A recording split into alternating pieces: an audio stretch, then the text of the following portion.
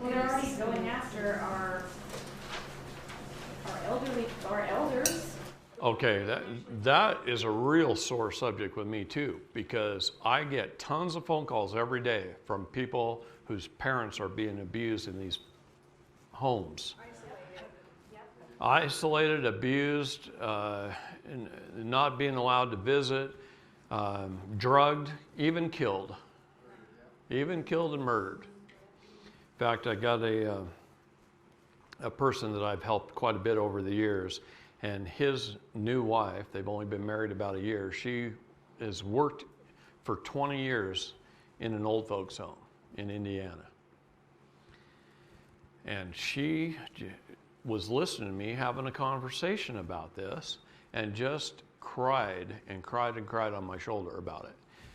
She is absolutely devastated from what she's watched in the 20 years she's been there, and didn't realize, I don't know why people don't just see it and say, hey, gosh, that's wrong, this can't happen. But she didn't realize that hospice was literally killing people in these homes.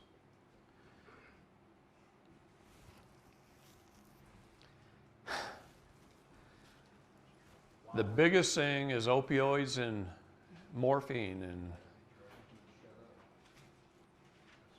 some of them have prescriptions that there's loved ones don't think that they're actually getting, that somebody's stealing the prescription.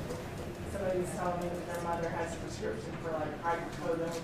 Did they say they were waking her up at 1 o'clock in the morning to give it to her? No, that's not happening. Somebody's stealing it. the morphine shots are the worst. She was telling me that this older lady who she had been managing for quite a few years never complained about being in pain. Never complained about being in pain. One day the doctor recommended hospice care over and above the care that she was already providing in the home. And from the day she went into hospice, they were giving her morphine shots.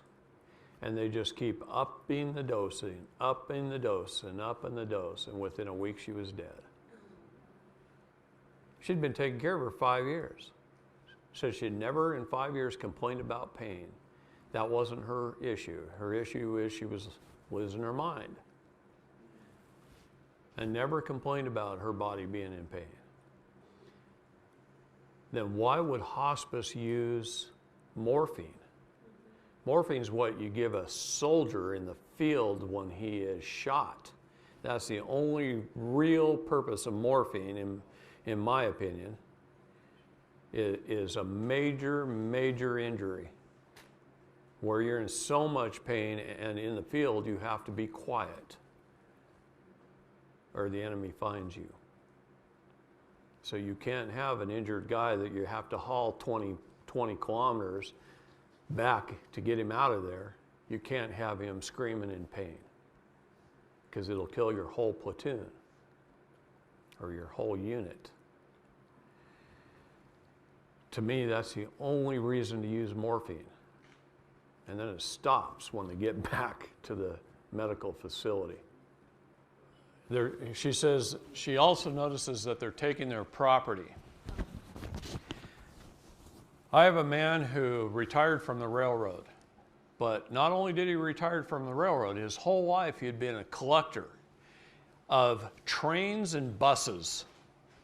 And he had over 100 acres of trains and buses, literally all restored, some of them worth 2 or 3 million for one unit. Okay, his estate was estimated at the time, this was 1996, it was estimated $170 million worth of trains and buses.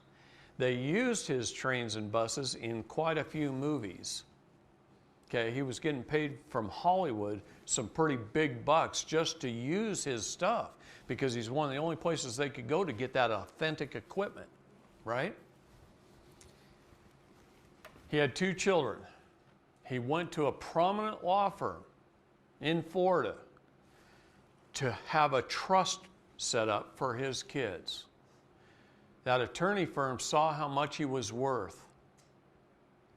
They paid the daughter, a 17-year-old daughter of a hooker, to set him up. He wasn't even in the same city. And they faked it. They set it up. They had her testify that she did some awful things to him as a minor. These attorneys did this. They threw him in jail. I have all the records. I have her confession 5 years later that it never happened, that she never even met the man.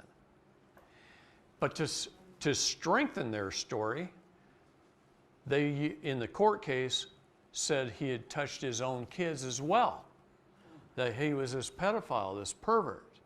Now he's in a Philadelphia prison at 80 years old. He never committed a crime. He's been there since 1996. And the attorneys stole his entire estate except for about $70 million that they didn't know about that was offshore, that he didn't tell anybody. But he's got about $70 million down in the Cayman Islands that they didn't know about. But everything here in America, they stole. He also ran the Hebrew Foundation for America to benefit Hebrew children here in America. And he gave a lot of money to Hebrew children because that was his heritage. And now he's in prison. He's 80 years old. I'd like to get him out. And this COVID thing came along. We were ready to start it all, and this COVID thing came along. They shut the court case down, and they isolated him in the prison. We can't get any documents signed. We can't tell him what he's doing. We can't get anything notarized. It's just in limbo since about last February.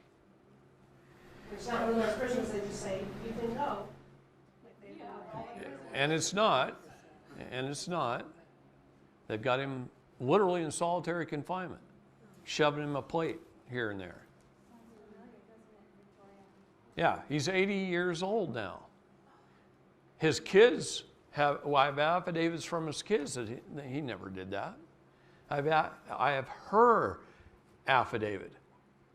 When she's now 25, she wrote the affidavit. She wrote it like 6 or 7 years later. A gal named Mary found her and got an affidavit from her that she had never did it. But these attorney firms used police officers to destroy evidence, to cover up this thing. You look at the court transcripts and they denied the evidence. It's like he couldn't defend himself. He had put evidence into the court case. Now, we're throwing that out. Motion to suppress.